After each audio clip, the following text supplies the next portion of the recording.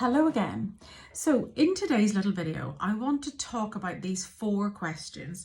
What are you eating? When are you eating it? How are you eating it? And why are you eating it? And I kind of want to bring them together, explain how you use them, why they're even important. So I want to just kind of take one step back and just think a little bit about kind of our philosophy at the Body Retreat, because we're all about ditching the diets. The idea behind diets is that all you're focusing on is what you eat. And to be honest, what you're focusing on is how little can you eat, how little can you survive on to create the calorie deficit to get yourself into the weight loss spiral down, which is the theory behind it. As you and I both know, that doesn't work in the long term, doesn't work in real life. So we're looking at other ways that we can change our relationship with food that goes just beyond what are you eating? And that's where I've come up with these 4 questions. Partly it comes from a background of understanding about mindfulness. Now, let me explain. Mindfulness, I'm sure you've heard of it, is really about building up a kind of a mindful muscle so that when we have situations that happen to us, we can take a moment of pause before we have a reaction to them.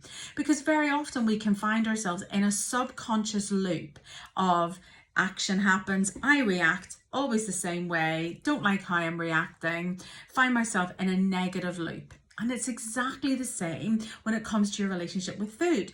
You think you're hungry, you feel something that might be hunger, you put something in your mouth, it changes how you feel, and your brain cells put together and go, every time you feel A, the answer is B, and that becomes a pattern in your brain. That pattern then starts to run at a subconscious level. Now that might be every time I'm fed up, I eat something, I feel better, job done, except for the negative consequences of eating every time you feel fed up. So the 4 W's, and for those of you who have already eagle-eyed and noticed that there are not actually 4 W's, it's partly because I'm a bit dyslexic, well I am dyslexic, and when I was designing the workshop for retreat, I called it the 4 W's. What, when, how, and why. And on retreat one day somebody said to me, you do realise that's only 3 W's. But I'm sticking to it because the end of how has a W in it. And when I write it on the board, I see the W's and I always know what I'm talking about with the 4 W's. So that's why we still call it the 4 W's. So the idea behind these 4 questions are they to give you that moment of conscious pause to make a choice.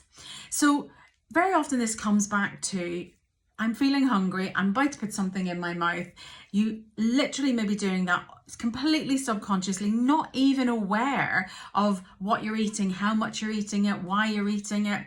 None of those. It's literally just a sort of a subconscious habit trigger that's happening.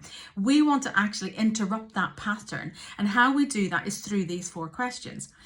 So using the questions then would be, for example, you're walking along in mid-morning and suddenly you feel a very great urge to eat something.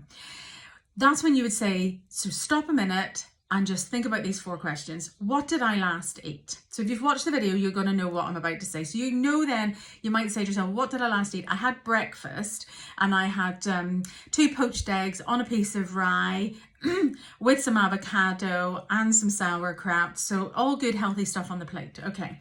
When did I eat it? Well, that was only an hour and a half ago. Right, okay. So I know that it was good quality protein, fat and fibre, and I only ate it an hour and a half ago. So I now know that that would give me much longer energy than that.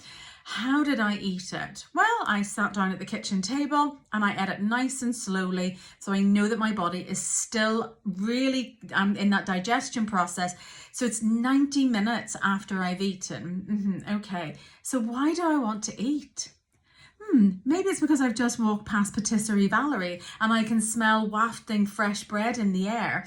And that has triggered a memory in me of how delicious it is to eat fresh bread. My mouth has started watering and I want to eat something.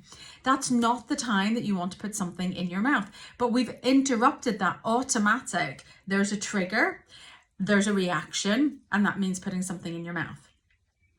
Now, on retreat, we kind of dig into this an awful lot more because we're looking at all of those different times and situations and scenarios when you do feel compelled to put something in your mouth, when you feel it's a physical imperative to eat, and really kind of unlayering, if you like, all of the complexities of how you were brought up, what your household food was like, what your mother's relationship with food was like. Did you go to boarding school? Did you have brothers? What occupation you have, were you growing up in a household where food was used as a reward, as a crutch, as a soothe? Was it even used as a punishment in its withholding? So many things that layer in to create your relationship with food. These 4 questions, believe it or not, will help to slow everything down, get you out of those automatic habits and start making conscious choices about when is the right time for you to eat, what are the right foods for you to eat, how do you want to eat them, and why are you eating them. If you haven't already done so, check out all 4 videos in the series, because once you have a bit of an understanding of what each of the questions actually means, you're going to find it so much easier to have that moment of pause, think about the 4 questions, and then make a choice about whether or not it's the right thing for you to put something in your mouth at that time. So there you go, that's our kind of little glimpse into those 4 W's. If you've got any questions, then do feel free to send me a wee message. I'm not on retreat for 10 days now, so I do have a bit of time to be able to come back to you. Love to hear from you. And if it has prompted you and you think, I need to know more about this, our next retreats that we have availability on are going to be in June. So go check out the website and I will maybe see you in person on retreat very soon. Take care for now. Bye-bye.